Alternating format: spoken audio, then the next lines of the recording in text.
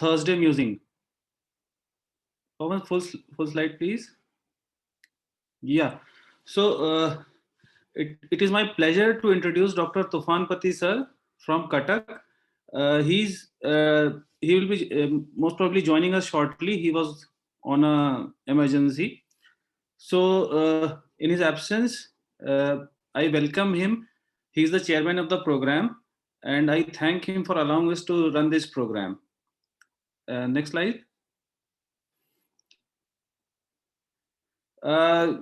He is somebody, I don't know him. Next slide, please. And he's I don't know him at all. So next slide, please. Yeah, my joy and pleasure to introduce Dr. N.N. Raju sir, senior from my CIP. He is President-elect cum Vice President, Indian Psychiatric Society, and Professor of Psychiatry at Andhra Medical College, Visakhapatnam. Congratulate sir, and give a big hand to sir, a President-elect, from all of us here. Congrats, sir. Congrats. And my pleasure to welcome Dr. Anil Nischal, my senior and my friend from Lucknow. I turn him to many of the local problems. So he's a professor in KGMC, Department of Psychiatry, teaching experience about 20 years. Areas of interest is anxiety disorder and caregiver burden. About 70 publications, 10 book chapters. He's chairperson of IPS UG Training Committee and member Subject Expert Committee for Psychiatry, Neurology, DGCI, and Ministry of Health and Family Welfare. So I'll just hand over the podium to the chairpersons. Everyone has been muted. The panelists can unmute themselves. And the session will be recorded and later on displayed at our Facebook page, Thursday Musings at 8. So over to both the chairpersons, sir. Sir, please take over the session. Thank you, Dr. Aleem. Thank you so much. I would, at the outset, I wish to thank Dr. Tufan Pati, yourself, and Dr. Amrit for giving me this opportunity to share screen space with our President-elect, Dr. N.N. Raju sir, to talk about today's topic, which is common errors in treatment and management of OCD. We all know that OCD is not an easy disorder to treat. There are problems, and the outcomes are usually not very nice. But then the burden of this illness on the patient as well as the caregivers is immense. Today, the topic what we have selected is a very, very relevant one, because the improper management or probably the difficulties in management of OCD not only arise from the nature of the disorder itself, but also from some common mistakes which we make while we try and manage patients with OCD. And today we have a very, very experienced and wise person to speak on issue. And I would now, without taking any further time, request Raju sir to kindly introduce our today's speaker, Professor Reddy. Yes. Thank you, Dr. Anil Nischal. And at the outset, let me thank Dr. Tufan Pati, Dr. Aleem, and Dr. Amrit for, I think making me debuting after getting elected. I think this is the first program. I think it is only fitting that my CIP friends, both Amrit and Aleem, who have been my, close supporters, friends, and all through and through, I think giving me the podium today. Thank you so much for making me present here. Thanks to Dr. Anil Nischal for giving that space for me. Even though I said being younger, I told him that take over everything. I will be just a nice observer. But he said, no, you take And good thing is that both of us had the second dose of COVID today, and both of us are fit and healthy anyway. Coming back to the speaker, Dr. Y. Janardhan Reddy, I think he doesn't really require any introduction. The moment you say obsessive compulsive disorder, the name, all of us, all psychiatrists in the country remember the name Dr. Janardhan Reddy. So, and more as somebody who is from the same, almost from the same region, I'm really happy to have the, privilege of introducing such an eminent speaker. And it is also my fortune that I have been observing almost since his introduction into NIMHANS. Being the faculty of NIMHANS, I have been seeing him through and through. And I really only can clap from the stands the growth he made as far as an international figure. So he did his, to make it more formal, he did his MBBS from Bellary Government College, then he MD from NIMHANS. And since his days as a faculty of NIMHANS, he has been working on mostly OCD, even though he has interest in bipolar affective disorders and pharmacology. And it is my fortune that I had few clinical trials along with him, and it is indeed his impeccable, very obsessive work nature, the sincere work which he does, took him where he is today. Basically, he's interested in phenomenology, comorbidity, family genetics, treatment-resistant, neuroimaging endophenotypes of OCD. And we all know that he had a lot of publications, both national and international. He is also a reviewer for many international and reputed index journals.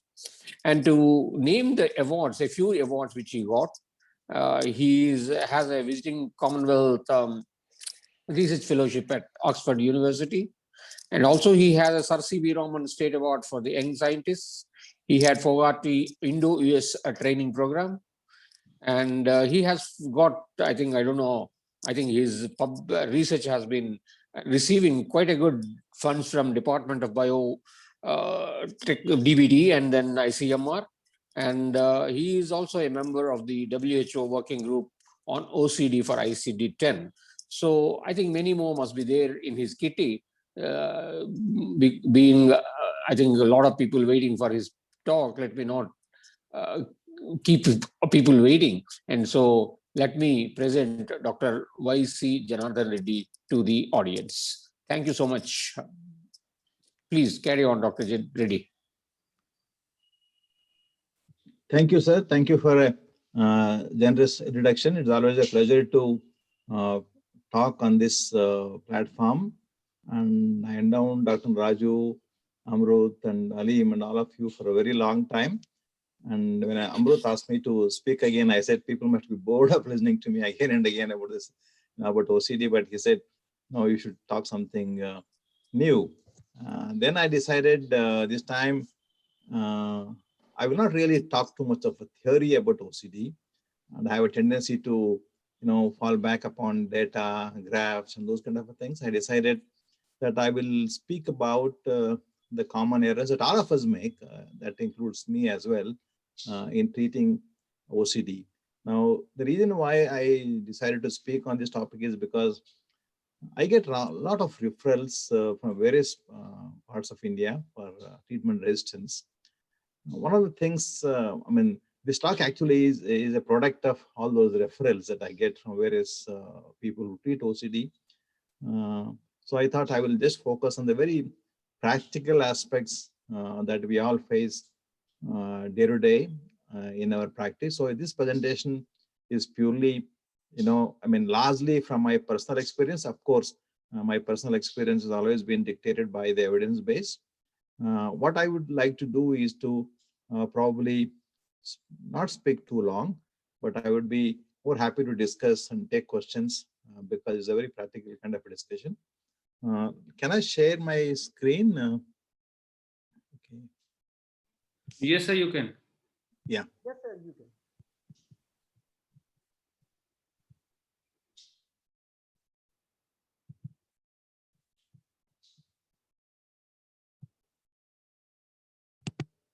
Yeah.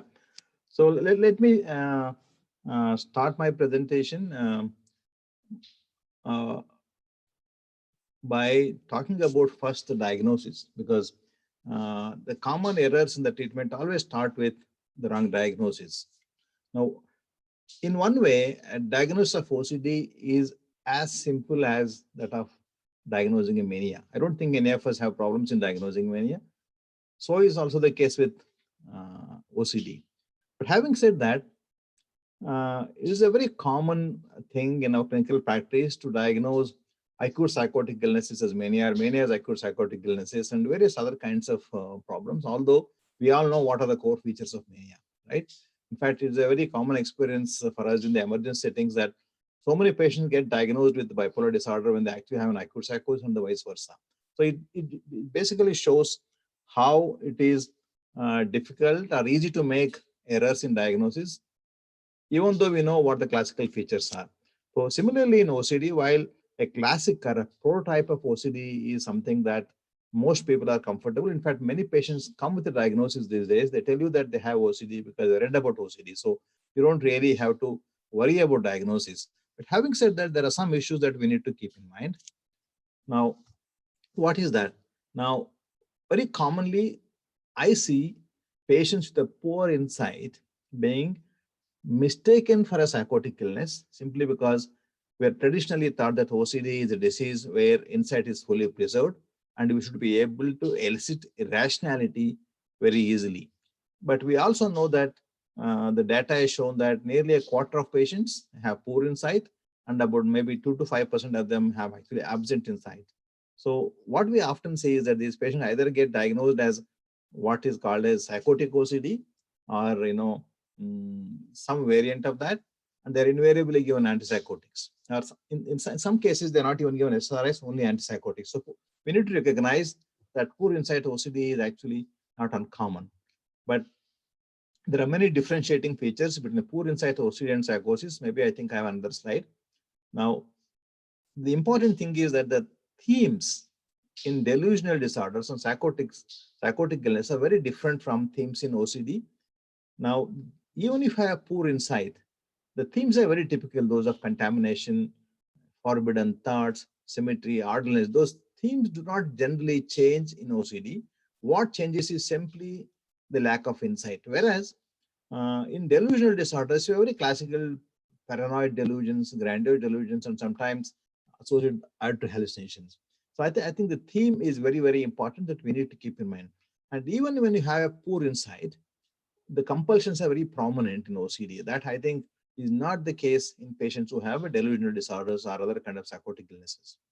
Now, obsessional ruminations we know are very typical of, like, for example, thoughts about sex, harm, religion. Sometimes, intrusive, meaningless thoughts, images are common in OCD, but then ruminations can also be seen in generalized anxiety disorder and depression. So we should be able to differentiate GAD and depression from OCD, because treatment strategies for OCD are quite different from that for GAD and depression.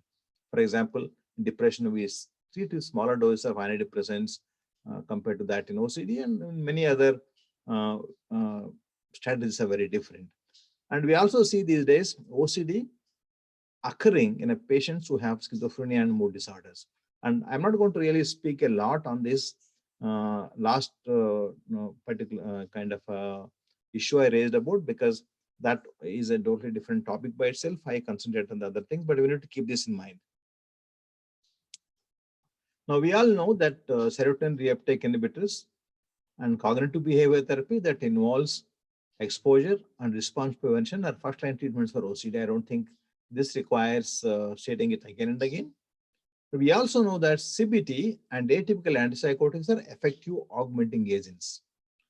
Now, actually speaking, beyond these two statements, there is nothing new that has happened in psychiatry as far as treatment of OCD is concerned. We know SSRIs work, we know CBT works, and in some people, maybe a quarter of them, slow dose antipsychotics may be useful. Beyond this, actually speaking, there is no great evidence that other treatments really work. I come to that actually later on. It's also a well-known fact that treatment resistance is not unusual in OCD. In fact, close to about 40% of the patients become treatment resistant, and even those people who respond have a varying degrees of kind of symptoms and they don't really remit completely. So it essentially we're talking about illness where symptoms may not go away completely even if they respond. Let me start with the most common error that we all make. Not choosing the right drug. You might wonder what is that you're talking about. You just now said that SSRIs are a treatment of choice and what is there to choose among the SSRIs? Yes, in a way it is true that there's nothing to choose as far as their efficacy is concerned.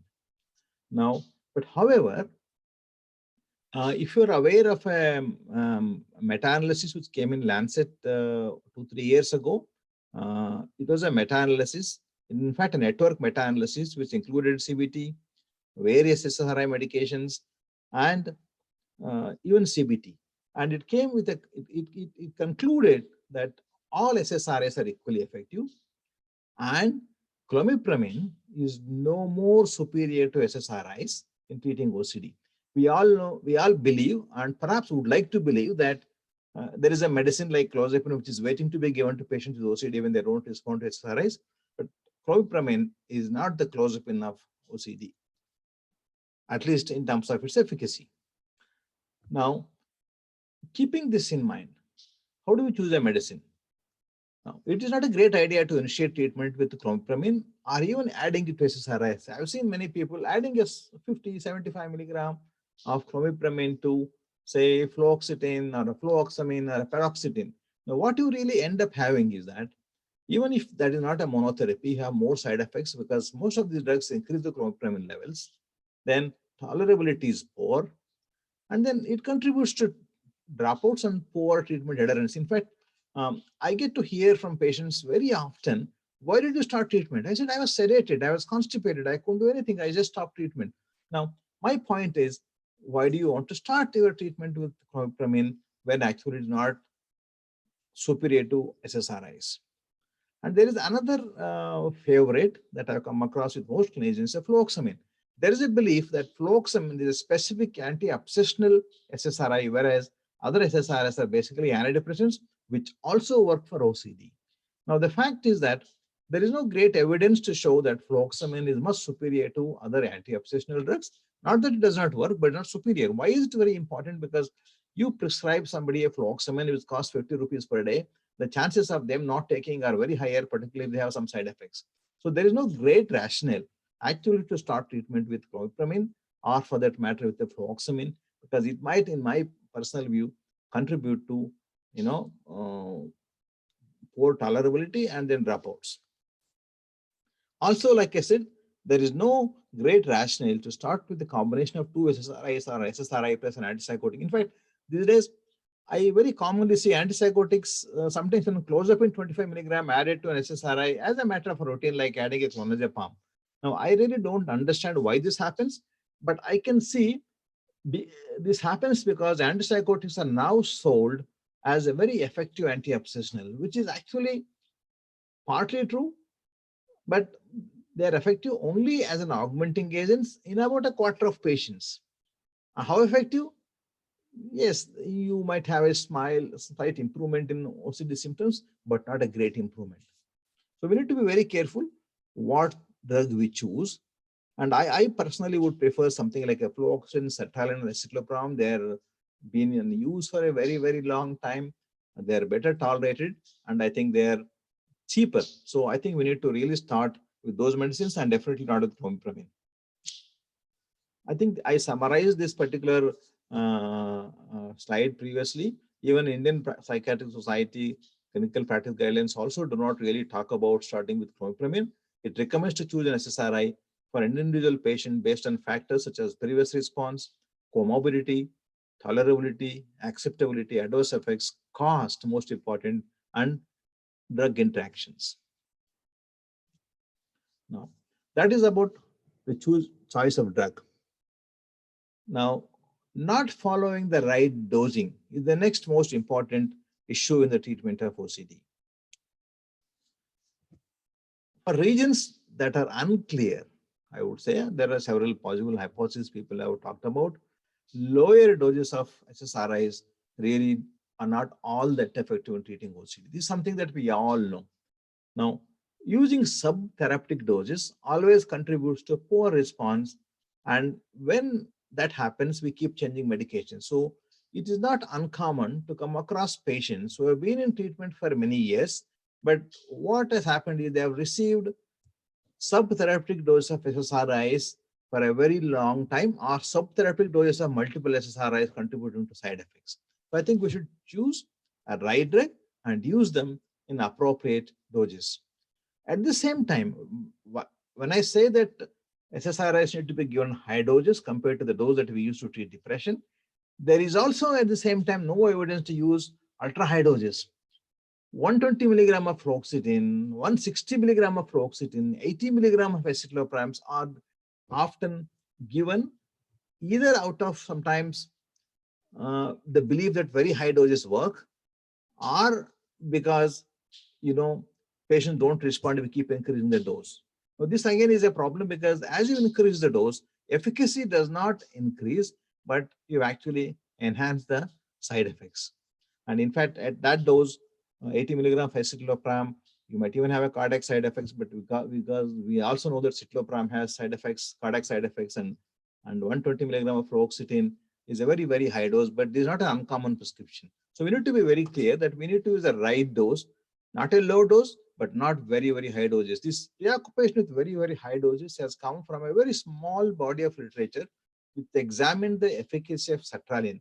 Now, there is a small study in Journal of Clinical Psychiatry some years ago, which tested 300 and 450 milligram of sertraline in that range versus 150, 200 milligram, and they found some statistically insignificant, I am underlining statistically insignificant improvement in the severity of the illness. And that has led to using SSRIs liberally in a very, very high doses. So I think inappropriate dosing is also one thing that I would strongly recommend against using in OCD. Now, the other thing is that since we think that, which is also true, that SSRIs take long time to work for OCD, sometimes as long as 3 months, we don't want to waste time and we start increasing the dose rapidly. So rapid dose escalation is another problem. It contributes to greater side effects and poor tolerability. Now, I will give an example. If I have to use fluoxetine, I will use 20 milligram every week and reach up to 60 or 80 milligram by about third week. And I would give it for another 8 to 10 weeks, amounting to a total of about 3 months of an adequate trial with fluoxetine. I would perhaps similarly do the same thing with fluoxamine and escitalopram. I would generally take about 3 to 4 weeks to escalate the dose, depending upon the tolerability that the patient has and the side effects. Now, if you increase the dose rapidly, patients may drop out. Now, in fact, some patients are very, very sensitive to SSRIs. They start complaining of agitation, restlessness, anxiety, insomnia, and that is good enough for patients to simply start treatment. They move on to somebody else, or they simply lose confidence in the treatment itself. In any case, drugs take longer time to work, and those initial 1 or 2 months, patient is only suffering from side effects and not the benefit. So I think we need to be very, very careful how we escalate the dose. Now, having said that, the greater efficacy with higher dose of SSRIs now has been established very clearly with escitalopram, fluoxetine, and paroxetine. For example, escitalopram 20 to 30 milligram is distinctly superior to 10 milligram. 10 milligram can be often be a good antidepressant dose.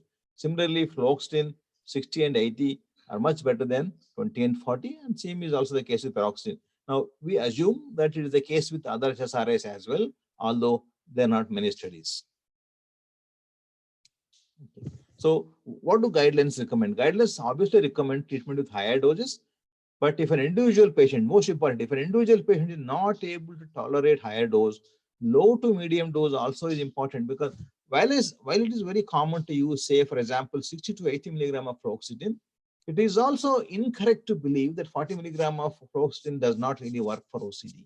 At the same time, 20 milligram of escitalopram may be good enough. You don't have to really go to 40 milligram in some patients. I think we need to be very flexible in this approach. Okay? And the guidelines continue maximally tolerate doses for at least 12 weeks for judging its efficacy. Okay. So if you look at our Indian Psychiatric Society guidelines, you have the best evidence for escitalopram and what is the recommended dose, 20 to 30 milligram. In fact, I rarely ever prescribe anybody beyond 30 milligram of escitalopram, but somehow people seem to mistake escitalopram and citalopram for citalopram and give 60 and 80 milligram of escitalopram, saying it is similar to citalopram. Now, fluoxetine, the evidence is only for 60 to 80 milligram. Fluoxamine, 200 to 30 milligram. Paroxetine, 40 to 60 milligram. But I think if we use certain release preparations in India, you can go up to 75 milligram. Sertraline, 150 to 200. Citalopram, 40 to 60. Beyond 60, in fact, there is FDA warning. One needs to be very, very careful in using high dose of citalopram because of its cardiac side effects. And clomipramine, in fact, 150 is a good enough dose for most patients. Beyond 150, patients really experience many, many more side effects. And then side effects become a bigger problem than OCD itself. For example, I can give you an example of a patient who has severe contamination in PS and spend a lot of time in the bathroom evacuating the bowel. So clomipramine doesn't do him any favor. They spend even more time because of a very, very severe constipation. Of course, you can go as high as 300 milligrams, but generally it's advisable that we stop at 150 for about 2 months before we really escalate the dose. What we often don't do is that because the upper dose is 300 milligram, we have a tendency to rapidly build up to 300 milligram. 300 milligram of clopramine, 225 milligram of clopramine is quite unpleasant for the patient. And remember, the risk of seizures is almost 6% at 225 milligram per day. Venlafaxine has less evidence, but yes, it can be used if SSRIs don't work. Okay. Now, this is about the right choice, the dosing of the drug, and how to escalate. Now, the other problem that we often see in our practice is a premature withdrawal of a drug and dose reduction during maintenance treatment. Now, OCD is a chronic illness, whether we like it or not. Even people who remit completely, when you withdraw medicines, the relapse rates are very high, including the Indian Psychiatric Society guidelines. All the guidelines tell you that you continue for at least for about 1 to 2 years after achieving full remission or recovery in a newly diagnosed patients. But most of us, I think these days, have stopped seeing newly diagnosed patients. I don't know. I don't see them anymore. You see patients who have been ill for many, many years. You also see patients who have been, who have had multiple relapses or people who have had incomplete remission. So this rule often, this 1 to 2 years of treatment after remission, unfortunately, does not apply to majority of the patients who have already been on treatment in the past. In fact, at best, it might apply to patients who are newly diagnosed and not the patients who have already been on treatment. We need to be very, very clear about this, because we have seen from our own data, when there's a partial remission and when there are still symptoms, if you withdraw SSRIs, there is a very high chance of a relapse. So it's important that we talk to patients that treatment is lengthy and it is enough that they should be happy that they work, because they don't work for 50% of the population. Okay, I often talk to them saying, look, there are many patients who take medicines and they want them to work. They don't work, but fortunately the medicines are working for you. Why do you want to take this chance? A typical example is somebody, let us say, in a first year degree or when they join engineering college, they come with a diagnosis of OCD and you give an SSRI, and then maybe in 6 months time, many of them do improve and they want to discontinue. I tell them, look, the guidelines tell me that I give at least for a year, but I would say, you have been having an illness for 2-3 years now, you have suffered enough.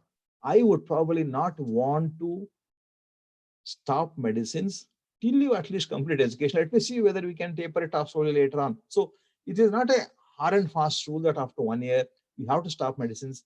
It has to be done in consultation with patients, and it has to be a very, very slow taper. But one thing is very clear, indefinite treatment is required for people who have a chronic severe OCD, those who have past history of relapse upon discontinuation, those who have partial remission, they improve, but they're still symptomatic. People have comorbidities such as obsessive compulsive personality disorder, other anxiety disorders and depression, and people, adults who report childhood onset of OCD. So I think we need to be very, very careful when it concerns withdrawal of SSRIs. I'm one of those who is not fond of withdrawing SSRIs and patients respond to it. When patients respond to SSRIs, let me tell you, they respond much better than the so-called standard CBT treatment. Some of them are very, very good responders. So we need to be very, very careful withdrawing them. So I don't make that mistake. I usually engage them in conversation and negotiate with them. Now, if I do want to reduce medicine, somebody is totally asymptomatic for 2 years, 3 years, they want to take a chance. How do I do that? Now, I do it very slowly, but most important thing is that during that 1 to 2 years of maintenance treatment, don't reduce the dose unless there are very bad side effects. The dose that gets the patient well is a dose that keeps the patient well. There is no evidence at all, like in schizophrenia, where you have an option to reduce antipsychotics of an acute phase of psychotic illness, and 6 milligram, 8 milligram of risperidone can be reduced to 3 or more 4 milligrams, and you can have a maintenance dose. Unfortunately, in OCD, we require the same dose that actually contributed to improvement. And so, try and keep at least a moderate doses. So I think this is something I already spoke about. I will not repeat it. Now, one of the major issues in treating OCD is, of course, the poor treatment adherence. One, not because SSRIs cause so many side effects, because there's a lag in the onset of action, and then nobody wants to take medicine indefinitely. So what contributes to poor adherence? Now, most important thing is that not knowing enough about OCD and its cause. Now, there are two kinds of people who Google and come and talk to you that their illness is never going to be cured because that's what is written in the Google. OCD is a chronic, waxing and waning illness which rarely remitts. And many patients know this. They come and tell you, but it is not entirely true. I mean, you know how to read that particular statement. Patients don't know that. In fact, a large number of patients, freshly diagnosed, newly diagnosed OCD patients who do not have too many comorbidities, who are premorbidly well adjusted, and they're drug naive, or when they come to you, 60 to 70% of them do reasonably well with anti-obsessants. Some of them are able to even withdraw medicines after a couple of years. So I think we need to be very, very careful, but at the same time, we need to tell them that it is by its nature, it has tendency to relapse and it can become chronic. So we need to keep at least treat you for sufficiently long. Now, they also have unrealistic expectations. They want quick recovery and fast response. Now, it is a good practice to tell patients, look, I'm escalating the dose. I'm sending you back with a prescription. If you don't have problems, you don't come and see me for 3 months. I do this very routinely. Now, it might amount to losing 2 or 3 consultations in between. That's okay. They don't come and bother you, because after 1 month, if you call them and then, there is no improvement, you are tempted to change the medicine or do something with the dose unnecessarily, because patient also says something. And when a patient comes to, in a month's time, you have collected fees. I mean, you have to do something. I mean, it's human. Okay, I will add 1.5 milligram of risperidone. I will add 25 milligram of clomipramine. All these kinds of tendencies come to our mind. So I usually don't ask them to come before 3 months unless there is a real problem. Okay. Not knowing about common side effects is also one of the common reasons why there's a poor adherence, and not addressing side effects in advance, explaining them the common side effects is one issue. But there is another side of the story, is that sometimes people have exaggerated concerns about medications, and OCD patients, by their very nature, their threat perception is very, very high. They're extremely concerned about long-term consequences, and if are in the childbearing age, we're extremely worried about heterogeneity. We know that long-term consequences of taking SSRIs are not great, and then they're not really all that bad teratogenic drugs, so we need to really talk about them. And of course, lastly, poor insight contributes to poor adherence. So you require family members or somebody to really supervise medications, or patient might have to get into therapy so that you work on their insight. So these are the very common causes of poor adherence we need to keep in mind, and we should not make mistake of not addressing these factors, because if you don't address these factors, patients likely to drop out or they don't improve. Now, there is another thing, that there are about 5 or 6 SSRIs. There is a clomipramine, there is venlafaxine. Now there is a mirtazapine people want to prescribe. Now vortioxetine has come, vilazodone has come. How many similar looking drugs? There are about 10 of them. So you can keep on giving them for about 10 years. And then you have so many atypical antipsychotics. You have a glutamatergic drugs, memantine and acetylcysteine. Now you want to give ketamine. Then you want to give ondansetron, granisetron. All of them are of a no proven efficacy, unfortunately, beyond SSRIs. So there is an excessive reliance on a series of augmenting agents. For years, patients have received only medications, thinking that, these medicines would make a lot of difference. So these are the pharmacological augmenting agents we know. Of these, reasonably good evidence is there only for aripiprazole and risperidone in the doses that I have mentioned, and this is straight from our clinical practice guidelines. Now, all other drugs, memantine, riluzole, N-acetylcysteine, lamotrigine, 5-HT3 antagonists, their evidence is not great. Although when you say B, it looks great. What it means B is that when you do in a randomized control trial, there's 25% reduction in Y-box, and some trials nowadays they're using on 20% reduction of Y-box. This may not always mean much to the patient. So there are not many good augmenting agents. So there's no point in trying one after the other endlessly when there is an alternative effective treatment for OCD other than SSRIs. So we should not make that mistake of doing this for years together. We actually examine how good is risperidone in treating OCD. This is not a kind of a RCT, but we just looked at our own prescribing practices in our clinic. Fortunately, we have Y-box rating for everybody. You can see in that about a quarter of the patients reported improvement with OCD. And what is that improvement? 25% reduction in Y-box after adding to an SSRI. So 25% reduction in 25% of the patients is not a fantastic drug, be it aripiprazole or risperidone. So while they are useful augmenting agents, we should not overstate their importance. Now, similar case with aripiprazole, we examined it in another study. It had, in fact, many more people had dropped out of aripiprazole trial than with risperidone, but both of them had a similar kind of a response rates about 30%. So you can expect about a quarter of your patients who receive atypical antipsychotic to show a partial response. I think that's the best statement that one can make about the efficacy of antipsychotics. And we also don't know how long to give them once they work. Now, common sense dictates that you continue them indefinitely like you continue SSRIs, because there is no data on the maintenance treatment of antipsychotics in OCD. And once a patient improves in a difficult disease like OCD, you don't want to withdraw them. So once that is done, we need to start worrying about long-term side effects and neuroleptics as well. So while we all use them, I think these are not panacea. But the reality is that as an augmenting agent, the best treatment is actually CBT. Well, now CBT involving exposure and response prevention is the first line of treatment. We all know that, but it is also the first line augmenting agent in treating OCD, and not risperidone, not aripiprazole. Okay, I think this is something that we need to keep very much in mind. So not employing cognitive behavioral therapy or exposure response prevention, instead trying a series of medications with doubtful or dubious efficacy is, I think, the greatest disservice that actually we can do to patients when there is an effective treatment available.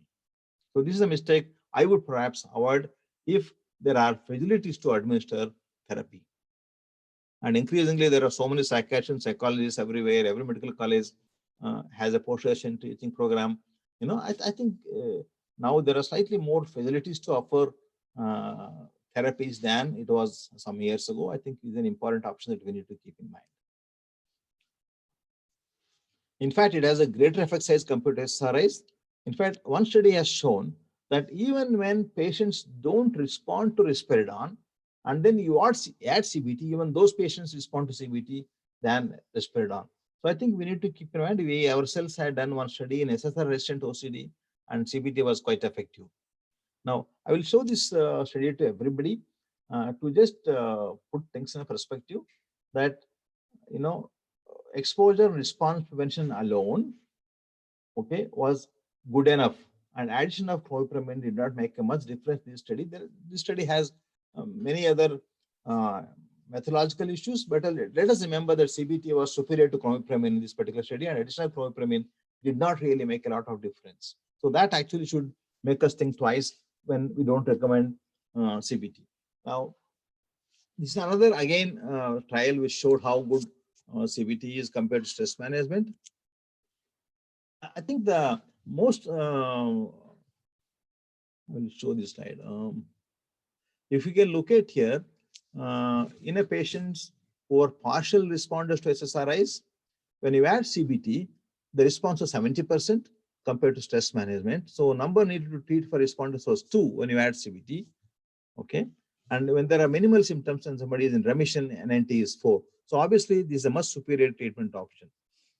We ourselves had done one prospective study of CBT in people who had not responded to multiple SSRIs, and many of them had actually even received multiple augmenting agents. You can see that the response and remission rates are very high post-treatment, and it continued to be high even at 12-month follow-up. That obviously shows that a good expert CBT therapy is a good augmenting agent. So we need to add as quickly as possible, rather than keep it as a last option. Now, while we talk about CBT in great detail, okay, I think I did speak something about this in my last talk when I spoke about forbidden thoughts, but I would quickly go through. CBT is also a treatment.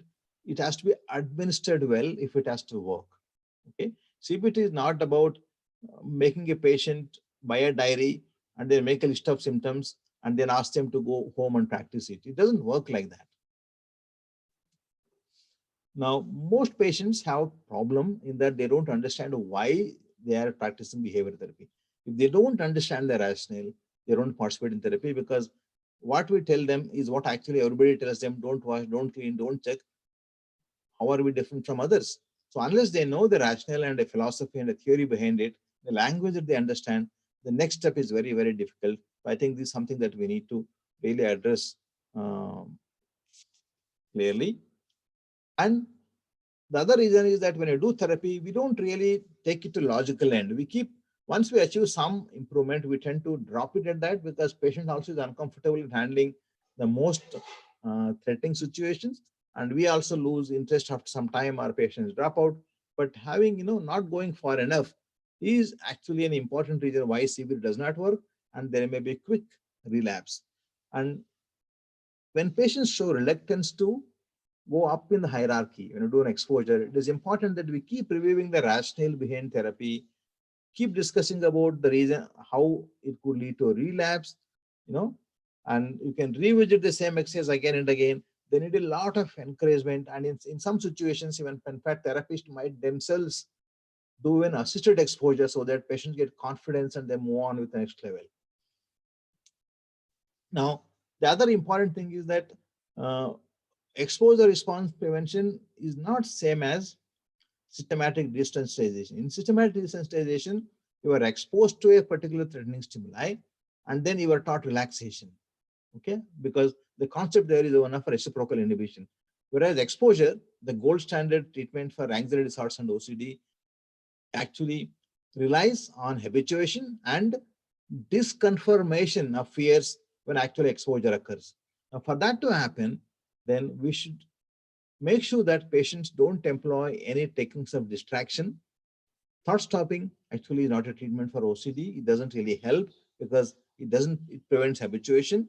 And then many patients have a tendency to offer resistance and control to their obsessions. What we need to work with them is, you offer resistance and control to compulsion, but not to obsession. And don't please teach them relaxation training when they get anxious. Does not prevent, it prevents habituation. So these are the common inappropriate techniques that are often employed when you do CBT. Now, reassurance. Now, particularly in people who have these forbidden thoughts and pathological doubts and checkers, reassurance seeking is a very, very common thing. Sometimes they reassure themselves, but often family members become part of this reassurance exercise. They tend to reassure excessively. And I've also seen many inexperienced therapists fall into this trap, and the whole session is about reassuring them. Initially, they think that they're clarifying concepts. After some time, patients start asking the same questions again and again, so that you reassure them that nothing terrible really happens. It's a trap. So you need to be very consciously aware of it, and after some time, give a feedback to patients as to what they're getting into and how they're making you also do things with their family members also do. In fact, it is a very, very common thing that we see, at least in severely ill patients. So the whole session can get simply sabotaged. I think we need to keep this in mind when we handle reassurance. Now, sometimes exposure therapy alone does not work. you will also require to do a cognitive therapy to modify belief systems, because sometimes if you don't modify the underlying beliefs, such as exaggerated threat perception, infinite sense of responsibility, or thought action fusion, or beliefs for perfectionism, long-lasting changes may not be seen. And poor insight patients in particular benefit from a cognitive restructuring and not just ERP. So I think this is a cognitive part of CBT has to be kept in mind when ERP alone is not good enough. Okay. Now, other important thing that happens in therapy is that we don't deal with cognitive compulsion and mental compulsions. Now, not dealing with mental compulsion is a sure recipe for a failure of CBT. In fact, some patients are so accustomed to performing mental compulsions, it almost has become a habitual response. Whenever they get a negative thought, they immediately perform a compulsion. In fact, they have a problem in differentiating obsession from compulsions after some time. They become habits more than anything else. So failure to identify and handle mental compulsion is a major limitation of cognitive behavior therapy. And to do that, we need to really educate patients well in advance what mental compulsions are and how they're similar to other overt compulsion. And also in the course of therapy, we need to keep a constant watch on patients employing mental rituals or re-emergence of mental rituals. Now, the one part that often doesn't get handled in therapy is a family accommodation. In fact, if you look at the childhood literature on OCD, in fact, childhood CBT or CBT in children with OCD rarely ever happens without involving family. Now, it is increasingly recognized the same applies to patients with adults, particularly if they have severe OCD with very prominent compulsions when they involve family members in the rituals. In fact, many family members usually participate in avoidance and compulsion. They change their routine, family structure. They do everything to accommodate patient symptoms. And they think that they're helping patients, but actually they're helping in maintenance of symptoms, and they also end up performing proxy compulsions. So whenever there is a family accommodation, when I say family accommodation, family members changing their family routines to accommodate OCD symptoms, family members performing proxy compulsions, family members participating in reassurance, in such situations, family members should be involved in therapy because they lack the knowledge of the role of family accommodation in the outcome of OCD, and they believe that they're helping the patient. In fact, if you handle family accommodation, you also decrease significantly confidence of the patient, and in fact, the outcomes are much better when family members are involved in therapy. At least we do this very routinely in severely ill patients whom we admit for treatment. Okay. Now, this is one study that we did some years ago, where we followed up naturalistically patients for 1 year. You can see that patients who had high family accommodation, FAS 1 to 13, that's a scale family accommodation. People who had high family accommodation did not really respond well to a series of SSRI medications mostly, and some of them even CBT, whereas for those who had family accommodation lower at the baseline tended to improve treatment. So I think this is one important study which points out how it is important to handle family accommodation. We should also discuss relapse. When we complete therapy, we need booster sessions. We need to prepare patients for relapse, because what happens in therapy sessions is not often generalized to real life situations. We don't plan what are the potential factors that may contribute to relapse and how do we handle them. Then I think you have an exposure staring at your face very soon. So if I have to summarize, in addition to many factors that I talked about, I think the most important thing is untrained and inexperienced therapists. I often get to see that I received CBT and how many sessions, 10, 15, and you find out what they have done. Most of the times there is symptom analysis and then some simple supportive therapy, and after that relaxation, one kitchari of things that are done. In fact, CBT is a kind of a term which is used very loosely, and not necessarily the active components of CBT are often employed rigorously. Active components of CBT are exposure, response prevention, and a cognitive restructuring. Without these three components, there is no CBT. Now, therapists often lack patience because you don't see improvement quickly. And therapists sometimes are as inflexible as patients even setting the agendas for therapy. They sometimes get into argument with patients and fight with them as to why they are not done something. Now, and then if they don't do the work, they don't done the homework, they don't want to see those patients, or they lose interest in them because they're not a good advertisement for you as a therapist. Now, very, very prescriptive approach without a shared or a collaborative understanding, using poor techniques and not involving family. I think these are some of the things which I have come across in my supervision of CBT for inpatients. I guess these things also apply to less severely ill patients, moderately ill patients whom we routinely see in our outpatient practice. Now, I'm coming to a little more controversial kind of thing. Now, TMS is widely available. Now, to that you have TDCS. Now, people want quick remedy, and we also fall into the trap. There are unrealistic expectations from non-invasive neuromodulation. Neuromodulation is an exciting area for research, but there is no need to be so excited about it because they may be partially effective in a small proportion of patients, and the benefits are not actually seen beyond few weeks. Even the recent FDA approval for a deep TMS or simulated cortex, if you actually read the paper, it is not as great as it sounds when you read the abstract. In fact, response and remission rates are very low with a very, very liberal definition. And there is a fall of about 5 to 6 points in Y box score. While it's encouraging to think that TMS works, it is also true that it is a useful treatment armamentarium, but using TMS TDS as a drop of a hat as a problem. What is that? You are actually withholding more effective treatments by generating unnecessary hope in the patient about TMS TDCS. In fact, this should be kept. I would say TMS TDS are the treatment that needs to be kept when other frontline treatments don't work, rather than offering hope with TMS TDCS. In fact, these are very, very common questions that I get from patients. I get mails about TMS TDCS. And it is definitely not an option in treatment resistance. I don't see, at least, although if you read articles on treatment resistance, TMS TDCS, they do crop up, but read the fine print, they're not great options. They're one of the options. Okay. So they should not be oversold. That's my point.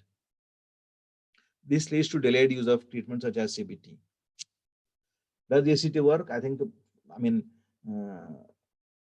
my answer to this is clearly no, unless there is a severe comorbid depression.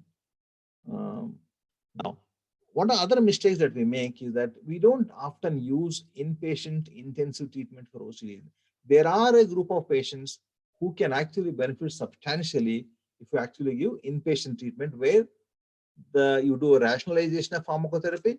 You also do a very intensive CBT program, which is monitored on a daily basis. Okay, it is time consuming, a very intensive program. So you need to have enough people to do that. Okay, many times it is feasible in the institution. I would say it is feasible in most medical colleges. It's just that we need a motivation to do that, because every day you have to spend about 2 hours with the patient. Now, medical colleges are a place nowadays to do this because there are postgraduate students who can participate in this.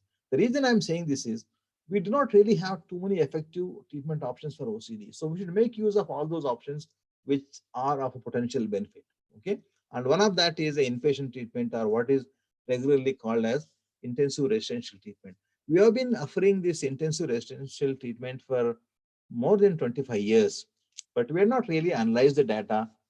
We recently analyzed the long-term outcomes of intensive inpatient care for a severe resistant OCD in our clinic, where we examine our outcomes in about more than 400 patients. About 60% of the patients have shown a good income. You can see that the Y box had fallen significantly and the improvement was persisted in, of course, there was a dropout, but as long as 2 years. So the N was 420.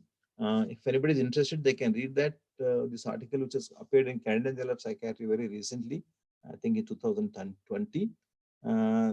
This is a very ambitious work for us, because we have been doing this work for about 25 years, but we are not shown anybody that it can work, because there is always a pessimism that this may not work and it's too time intensive, cost intensive, and not worth doing it.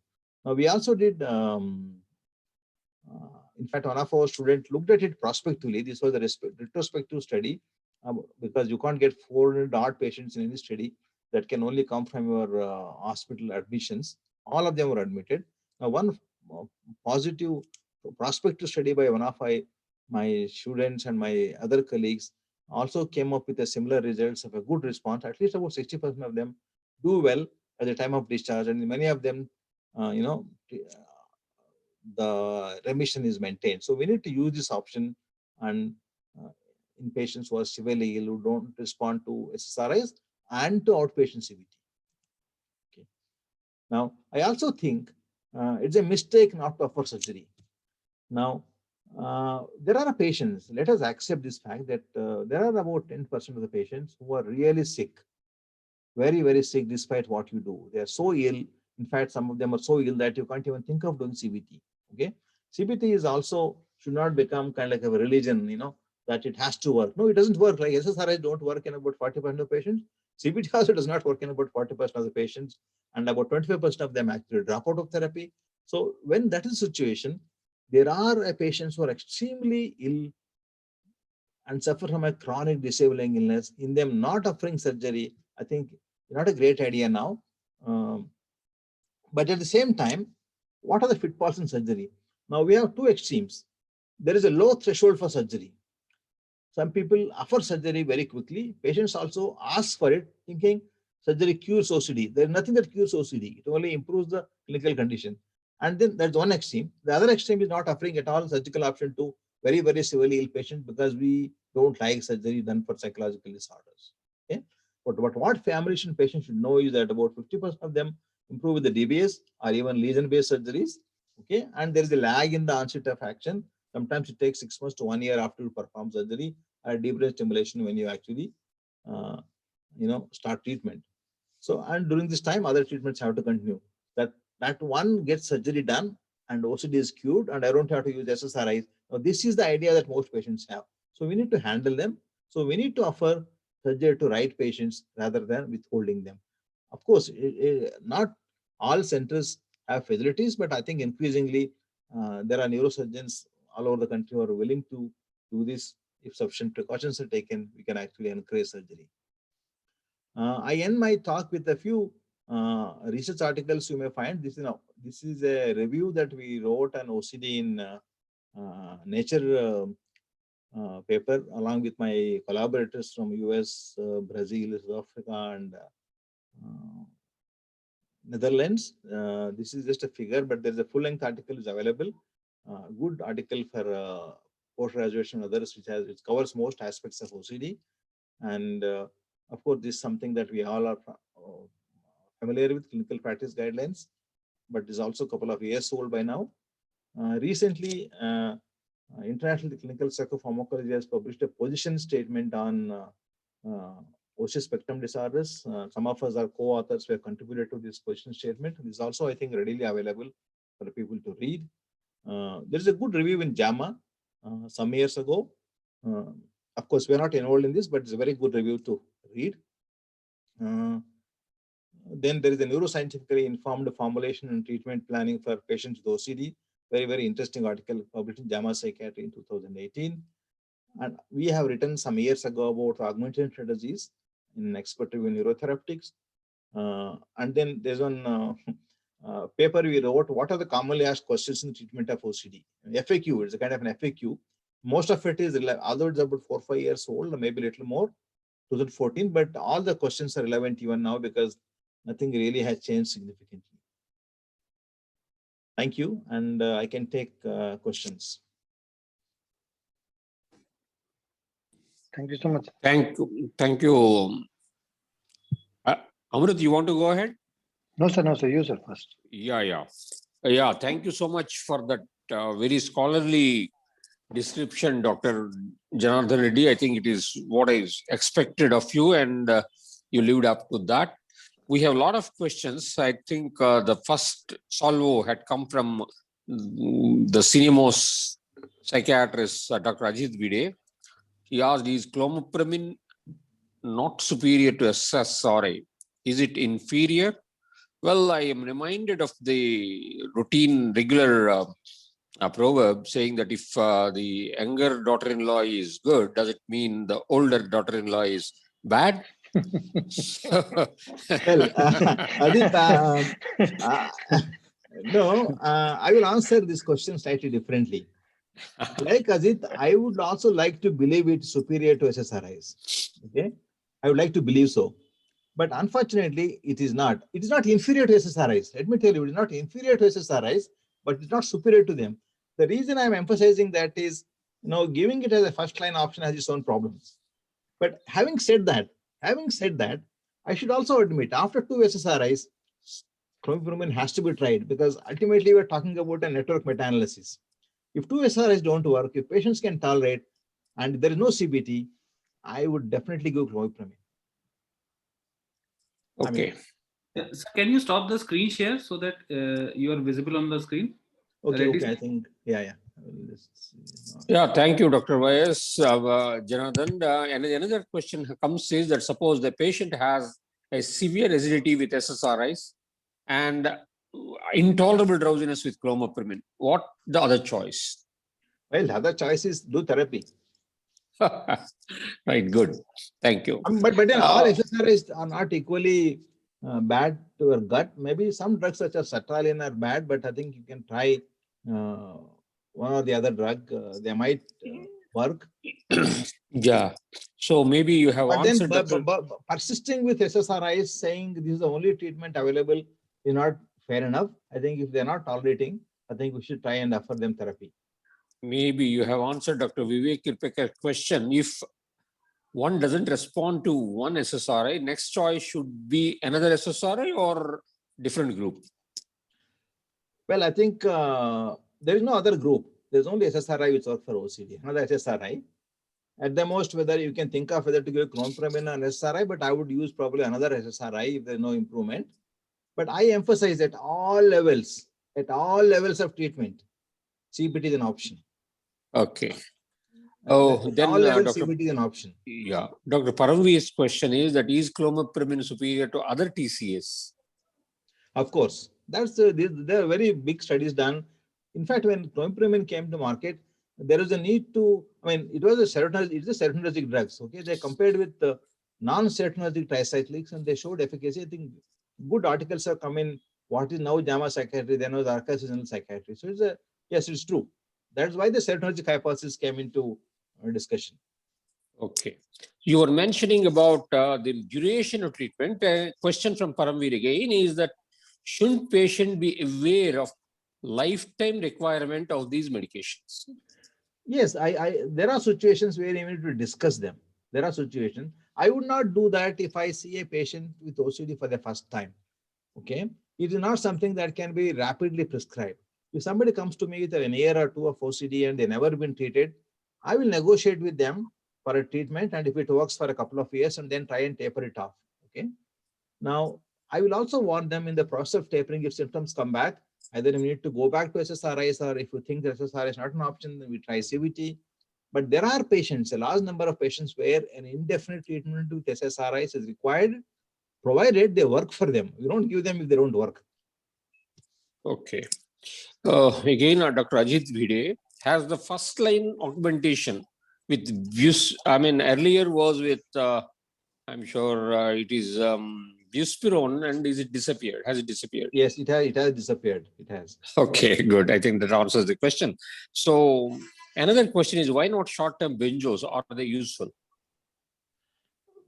See, all of us use benzodiazepines, either for a sleep or, they somehow make you, many of these patients also have free-floating anxiety, and, you want to calm them down. But benzodiazepines don't have any anti-obsessional property. Although there was some interest in the anti-obsessional property of clonazepam, somehow the interest has disappeared. All of us use clonazepam. I'm no exception to that, but I have not seen any patients OCD improve with clonazepam. Sometimes they become a little more, kind of less agitated, less restless, they may sleep better. So all these things can help a patient. Okay. Any comment on role of mood stabilizers in OCD? Another question. For some time, lithium used to be considered as an augmenting agent for OCD, which is not the case anymore. But mood stabilizers are the treatment of choice in OCD if OCD is episodic and can be understood as a part of bipolar disorder. I would not recommend SSRIs. There are a group of bipolar patients where SSRIs appear only in depressed phases of bipolar disorder. So in such patients, mood stabilizers are a priority and not SSRIs. Of course, there are situations where you may have to use them because, symptoms still persist, but that's a different kind of a discussion. But in the non-comorbid, I would say patients who do not have bipolar disorder, mood stabilizers do not have a role, although lamotrigine is being used as an augmenting agent now. There is some evidence that lamotrigine can work as an augmenting agent in OCD. Okay. So another interesting question, is the response rate different in older patient compared to the younger ones? Okay. Let us say if an adult patient comes and sees you and tells you that I have had OCD for the last 25 years. That means when I was a child and even now I have an OCD, that is an indicator of a poorer prognosis overall. Early onset adult OCD has a poorer prognosis. But if a child with OCD who does not have many comorbid conditions, let us say a 10-year or 12-year-old child comes with OCD, the outcome may not be bad. In fact, it may be slightly better than in adults. The persistence rates of OCD from childhood to adulthood are not really very high. So childhood OCD probably has a reasonably good prognosis. Of course, it has its own problems of other comorbidities, but adults with childhood onset OCD definitely, is one of the well-recognized indicators of overall poor response and a poor naturalistic course. Okay. In the beginning, you were critical about antipsychotics to start with in the very early days of treatment itself. So adding antipsychotics, Dr. Supriya Mathur asks, do you think when should somebody add antipsychotics? Most probably you already mentioned it as an augmentation, isn't it? Yes, let us say I give fluoxetine, they have partially responded, then what do I do? There is a response, but there is a partial response. Should I add an antipsychotic or should I add CBT or ERP? Now, if there is a good therapist, I will add ERP. Okay. If there is no good therapist, I will add risperidone or aripiprazole. Okay. So another interesting question, if somebody responded to SSRIs, should we tap it off and start CBT? I know. This is an interesting question because many CBT therapists who are very passionate about CBT believe that if they do CBT, they can reduce the dose, ultimately wean you off SSRIs, and then CBT has empowered you enough to fight OCD. Now, this is the most ideal situation I can imagine, but there is no data to support this. And unless, I can try this only in patients who have responded well to SSRIs but cannot tolerate SSRIs or cannot continue SSRIs for whatever reason. In such patients, if there are still some symptoms, then yes, CBT can definitely be tried. But CBT in general is believed to reduce relapse rates, and in general, it is believed that CBT has long-lasting effects compared to SSRIs.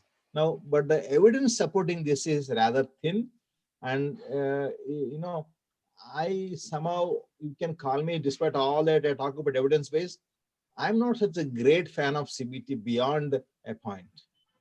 Okay. There's no evidence to say that. Yeah. My younger friends, Dr. Sagar Lavania asks, what are the drugs for, in pregnancy, the one which they showed response, or an alternative should we think about? Well, I would avoid paroxetine. If I have to answer one question, I will avoid paroxetine. Okay. Now, okay. Other drugs are, of a similar kind of a risk. Okay. Then the senior friend of mine, Dr. Vihangwa here says, risperidone itself induces hyposerotonergic state and treatment-induced OCD. Do we still use risperidone in OCD? Well, this is a question, this tough question, okay, in some way. You give risperidone, but risperidone itself induces OCD symptoms, isn't it? Now, but the risperidone inducing OCD symptoms is seen in patients with schizophrenia where higher dose of risperidone, like 6 to 8 milligrams, is given. But in OCD, you actually use a much lower doses. Now, whether it is the anti-dopaminergic properties of risperidone or whether it's serotonergic properties of risperidone contribute to its efficacy, we don't know. There is a theory that antipsychotics with the potential D2 blocking property are the best augmenting agents. So in that list, risperidone is quoted, and aripiprazole has no serotonergic properties at all. Okay, so the exact mechanism is unclear, but it's true that high dose of SSRIs are the usual therapeutic dose of, usual therapeutic dose of antipsychotics in schizophrenia have a tendency to induce OCD symptoms, but not risperidone doesn't cause OCD symptoms in not so commonly, unlike clozapine. Now, clozapine, we know that is a medicine which can induce OCD symptoms, it can also worsen OCD symptoms.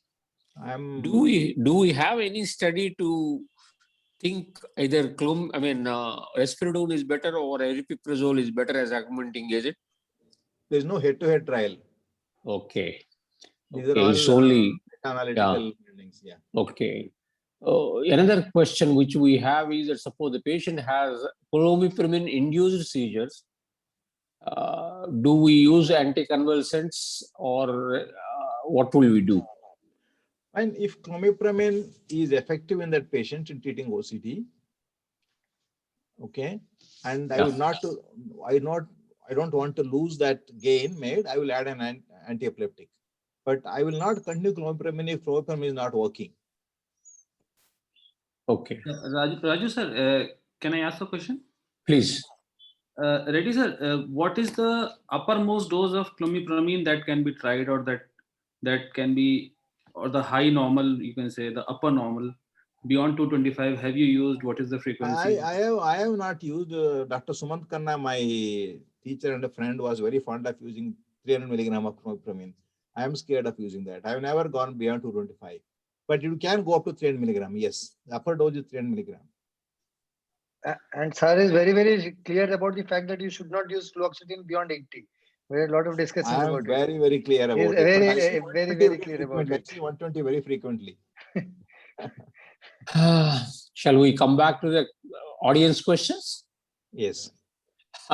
Next is Dr. Amandeep asks, would the patients with obsessional type of OCD be better served by maybe ACT? He means perhaps anticonvulsive therapies.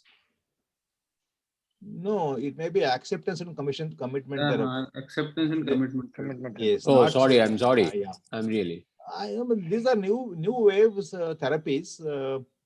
Yes, it can be useful, but of all the psychotherapies, CBT involving ERP is the first line treatment. Nowadays, mindfulness-based therapies, ACT, and all these things are coming up. But yes, it's possible to use them. But I think I would still say standard CBT is the first line treatment. Okay. Another is the sexual dysfunctions. As far as SSRIs, then what would be the deal? How to deal with that?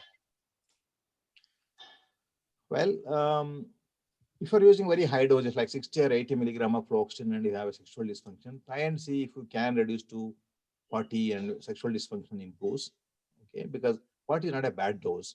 Okay, of course there is a chance of a worsening of symptoms, but try and give moderate doses. With some drugs they use weekend holidays. Take exercise for 5 days and don't take for 2 days. And then drugs like bupropion is widely used for a range of sexual dysfunctions. And after that, is all like any other drug-induced side effects. I think bupropion has the best evidence in terms of treating sexual side effects. But sexual side effects is a big issue. See if you can change over to another SSRI.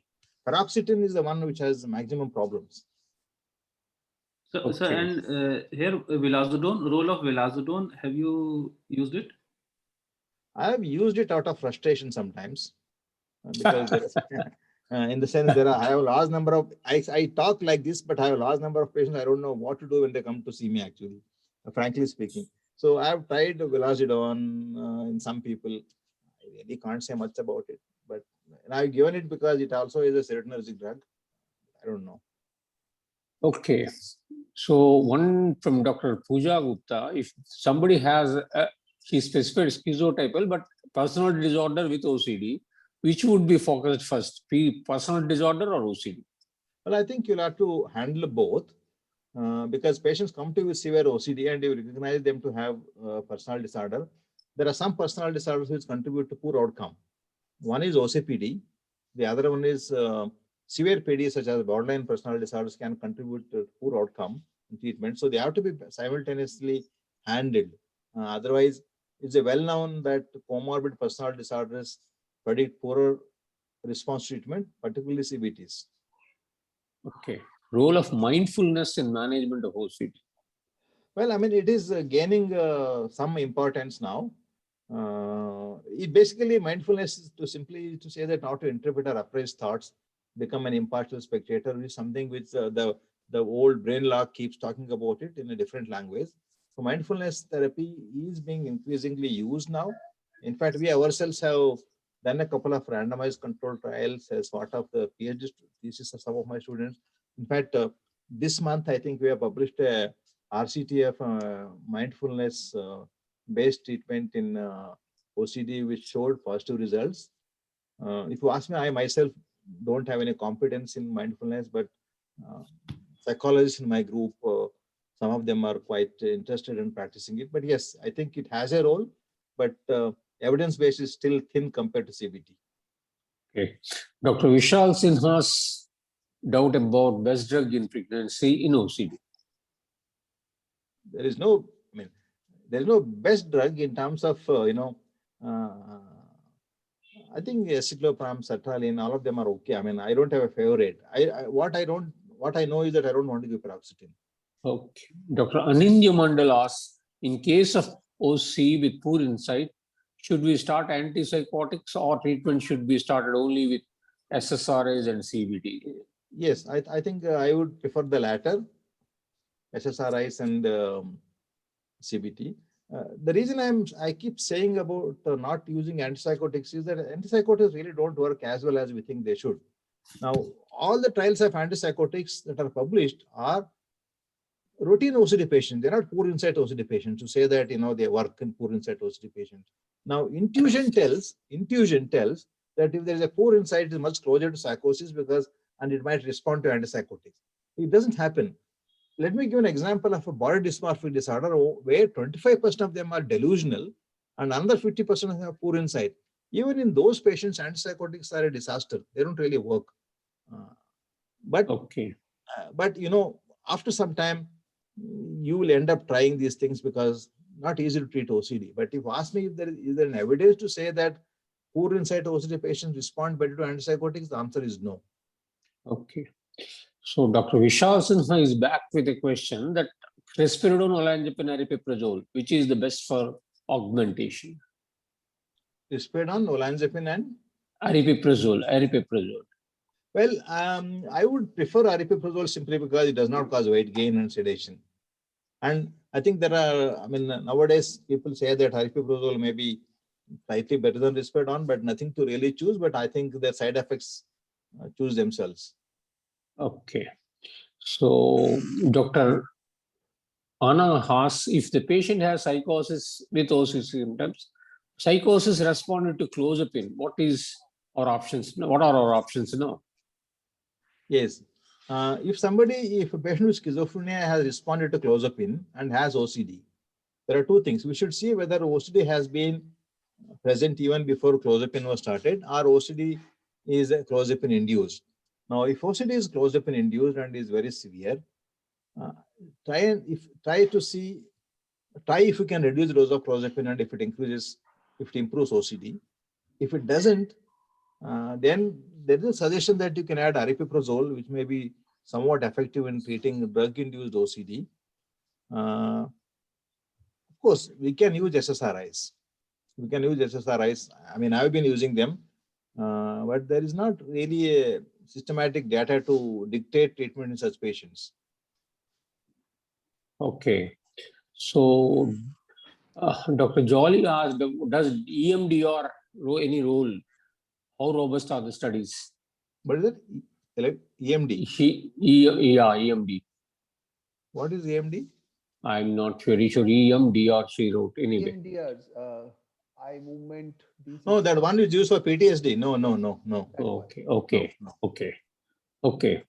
Anyway, good that Dr. Vihangwa here thanks you and also thank me too. Does buspirone work for obsessions? Sir, 1 minute, I will connect my, I think the power is going off in this. Just give me 30 seconds. Okay. Anything, Alim or Amrit? Can Yes, we sir. go on, or shall we? I No, think we can go for 10, 15 minutes. 10 10 minutes. 10 A minutes. lot of questions we take down. Yeah, there are a lot of questions. Should we stop or should we go on? I think that you should tell me. We can take No. another 5 to 7 questions. Ali. Okay. We can go on. Put the And time, I- not more, not I the questions. Put the Dr. I Tufan sir welcome is there. Dr. Raju. Sir. Yeah, Dr. Tufan, Dr. your comments, please. No, not. Yeah, I am sorry that I was a little late because of network glitches. Yeah, I saw that. Yeah. So I realized it at the last moment, and I had to solve it. There's a disconnection.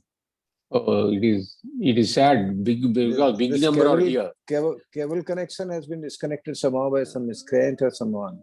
Oh, So the first 10 minutes I was busy in solving that. Still, I thank you very much, Raju, and welcome you.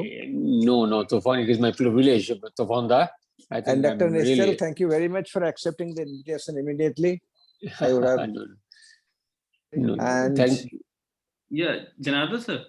And Dr. Reddy, I think he is told getting your- his mobile. Yeah, it's on, it's on. Yeah. It's on. Yes. So thank you, Dr. Reddy. I have not had the first 10 minutes. I was barred by the network. I will make up for it and welcome. Thank you, sir. Yeah, So you Janardhan can sir. continue. Janardhan sir. Sir, please tell me, you are an authority on OCD. You are sitting in a tertiary center. People are looking up to you. So it might be easy for you to say to patients that wait more. What about the junior practitioners who are sitting in independent clinics? So how do this? How should they handle this thing? Because even senior practitioners, Ali. No, get me once again. I didn't get a question correct. You are saying that in tertiary care centers, you're saying something. Yes, sir. I am saying that you are in a tertiary care center. You are an authority on OCD. We all look up to you. So it is easier for you to say to the patient that wait a bit more. Okay. And it is not what should a junior practitioner do who's in a independent OPD? I get your point. I am not fully convinced, Alim, this is about the seniority. I think the issue is that we need to tell them we have a treatments for your illness, but there are no treatments which do magic. Okay, and what all we know is that they take time to work, so you need to wait for them. I don't think they expect faster response. Of course they expect, but there's a lot of ignorance. But if you're able to tell them that these medicines by their very nature work slowly, for example, you treat tuberculosis, isn't it? You treat tuberculosis, you tell them these 9 months or 12 months. Do you think it is difficult for a PSC doctor to tell them? No, it's not. No, it's not. Oftentimes we don't tell them, this requires some time to talk to them. That, I'm giving a medicine, it takes about 8 weeks. No, please be patient. It doesn't show response quickly. All that we need to do, talk science to them. We don't need to talk science to them. Then I think they will accept. And one good way of talking science is to give them some booklets which talk about OCD. And many people like when something is given in a printed booklet, they believe it is true. Like all of us believe all published articles are great. They also believe that whatever is given in a printed format is great. So give them a booklet which explains all this. I think that makes things a little easier for them. Yeah, Dr. Janardhan, an interesting question. Not only that, it is quite exciting for me is that suppose the patient has bipolar disorder with OCD. If you are to use an anti-OCD treatment, how do you do that? I would first stabilize them very well on a mood stabilizer first, and preferably also an atypical antipsychotic. Most bipolar patients now have a combination of a mood stabilizer and an atypical antipsychotic. So there's a good mood stabilization. Once I'm sure that they're on stable any doses preference for mood stabilizer? Any preference? No, I think the mood stabilizer should be, choice of mood stabilizer should be that depends on the disorder of treatment of bipolar disorder, not on OCD. So either a valproate or lithium or a combination of them or a combination of mood with antipsychotics, any of them is okay, but they should be on a stable doses, adequate levels, and then you slowly introduce an SSRI. Do we use SSRI there? I use, yes, of course. I mean, see, With risk of switch? the risk of switch with SSRI is obviously low compared to tricyclic antidepressant, but then Okay. it's not very high. I mean, recently we have reviewed our data. I think one of my students reviewed all that. We may publish like a small report with the retrospective data because we use them quite extensively. Even a place like Nimans, you cannot do therapy for every OCD patient who comes to you. It's not practical for a variety of reasons. So for us, still pharmacological treatment is a first-line treatment for many reasons. So we should do a very rational pharmacotherapeutic practice. I mean, that's the first thing that we need to do before we really talk about CBT a lot. Okay. Another question is from Dr. Nidhi Jain. Usually earlier relaxation techniques and all were not indicated in OCD. Do you still continue to have that, like meditation, relaxation? Yeah, relaxation exercises definitely, I mean, do not work for OCD. Now, meditation and yoga, I don't think there is any evidence, and whatever little evidence is there is not of a great quality. And I'm not particularly fond of prescribing yoga or meditation to OCD. Okay, another question, some unknown, but says, when do we keep on increasing the doses? Where do we stop increase doses as far as maintenance is concerned? Like the question is that where do we stop? Increase it to what level should we increase the dose? Well, or I something think like I showed a table beyond that we should not go. Okay. There is a table, you can't go beyond 80 fluoxetine. You really don't go beyond at the most to 300 milligram of sertraline. You don't go beyond 40 of escitalopram. You don't go beyond 300 mg of fluoxamine. So upper dose range is more or less widely accepted. Okay. Sir, Anything, Ali? Start augmentation. What is the point when the augmentation should start? If there is a partial response to an SSRI, or let us say you start for the first time you're seeing a patient and you're given an SSRI and patient is on SSRI for 5-6 months, you have done an extended trial and you still think that patient has improved but still not enough and CBT is not an option, and that is the patient I would give risperidone or aripiprazole, one option. Now there are situations where I've tried everything, multiple SSRIs, they're not non-responders, but then, I mean, they're non-responders, not partial responders. Even there's a case for adding risperidone or aripiprazole. So aripiprazole, risperidone are used as augmenting agents in partial responders and non-responders as well. Okay. Any difference of switch with different SSRIs or all the same? Looks like they're all same. Looks like they're same. Yeah. Looks like they're same. Okay. Another Jain comes on with a question. Has anyone studied the efficacy of trauma-focused psychotherapy in OCD? I don't know. We don't know. How long should we continue medication for OCD is the question from Dr. Nidhi Jain again. I think I presented it at length. First episode OCD, if patients remit, continue at least for about 1 to 2 years, and then even when you withdraw SSRIs, do that after discussing with the patient, discuss the potential chance of a relapse upon discontinuation, and the need to reinstitute medications or therapy if required. I think all these things have to be done. Maybe we will have the last question because if you keep the screen on, many questions come in. Memantine OCD, that would be the last question. Yes, of the glutamatergic drugs, memantine probably has the best evidence. I also use them, but like I said, they're not a great drug. Some of them may improve. Okay. Thank you, Dr. Vice Janardhan Reddy, for excellent, as usual, the presentation and a lot of questions. And I think perhaps one of the biggest audiences we had for this series. And again, as at the beginning I thanked, and at the end also I thank Dr. Tufanda for giving me this opportunity of chairing a very, very exciting session with Dr. Vice Janardhan Reddy. And thank you, Aleem. Thank you, Amrit. And I hand it over to the organizers. Sir, may I Anything, also- Dr. Anil Nishal? Dr. Anil sir. Dr. Anil. Yeah. Yes. Yeah. I would also like to thank Dr. Janardhan Reddy for a very, very lucid and a beautiful presentation.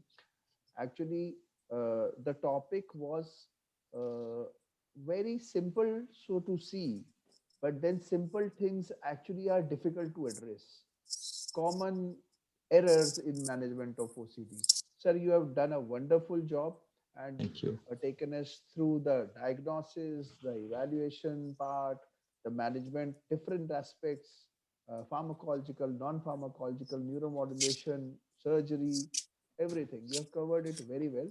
So I wish to thank you so much that you have crystallized all this and organized all this for this forum. All of us know a few things here and there and we think about it, but the job of bringing it all together was beautifully done. Thank you so much. And I would Thank you, sir. Thank you for giving me an opportunity. thank you. Thank you, sir. And thank you, Tufan sir. Thank you so much. Thank you, Alim. Thank you, Amrit. Thank you. Thank you, sir. Over to Dr. Tufan Pati, sir. Sir, So I have already your remarks. mentioned I am very much unfortunate. For the first I missed 10 minutes of the talk today, and that too of Dr. Reddy. And I think I should make personal calls to compensate for that. And the talk was Thank you. very nice. Whatever I heard and the discussions are very enlightening. And I am thankful to all the chairpersons and the speakers and the team, Trust Amusing, for a grand show. And I hope henceforward I shall check the network half an hour before the program. I just try to open up the no network. Absolutely, the box is not showing. So, Thank you, everybody. And again, I express that I am sorry for the delay. Thank you all. Thank you, sir. Dr. Thank you for giving me an opportunity. I must especially thank Amrut for having pushed me to do this. I was really reluctant to do this because I thought people will be bored with this because I've spoken about variations of these topics so many times. So I asked him whether some of my colleagues can do, they can give a fresh perspective, but he insisted on the fact that I should come. Thank you, Amrit, for giving me an opportunity, and Alim and my friends, Dr. Raju, Nisil, and then Dr. Tufan Pati. Thank you again. Sir, let me give a formal thank you from the IPS Odisha branch. Sir, Dr. Janardhan Reddy, crisp, clear. He made such a complicated subject look so easy. So thank you so much, sir, for coming on a, you always are there for us. IPS Odisha, you also remember the number of times you've come and spoken. Every time you bring a fresh and newer perspective. Thank you, sir. You're an authority and you have proven today why you are an authority, sir. Thank you. Thank you, Dr. Raju, sir, our president-elect. So thank you for accepting our invitation, and we are lucky the Odisha State Branch could host you. We think that you belong to us. You are Odia by heart, and thank you for obliging us and coming on board and making mine and Alim's work so much easy. You took all the questions. You covered maybe 40 questions in 20 minutes, 2020 cricket like the test match we had today, sir. Thank you so much. Thank you, Dr. Anil Neschal. Lovely smile you have. Sir, thank you for being so polite, kind, and considerate, and being such a good chairperson. Thank you, Alim. For the first time, I saw you silent, and you were given the silent treatment today, and I think you deserved it. Thank you to all our dedicated, followers. Let me tell you, today we have more than 750 registrations, 500 participations, and that's too much, sir. Dr. Janardhan Reddy was telling there is a flood of people who are coming. The number of webinars, people have got webinar fatigue. But then if you have 500 participating, I think it calls for a celebration, sir. Thank you, our organizing team. It really does. That is because of Dr. Reddy. Dr. Reddy and Dr. Raju. and Raju, sir. And I have to thank Raju. And Dr. Anil also. especially. Please don't mind, but then, sir. And thank you, Odisha State Branch, for supporting us, helping us do this event. Thank you, Dr. Tufan, sir, Dr. Alim, Torrent, and Pawan in particular, who has been helping us. Good night, everybody. Good night. Next time. Yeah. Thank you, everybody. Good night. Good night, everybody. Thank you. Yeah. Good night. Bye-bye. Bye.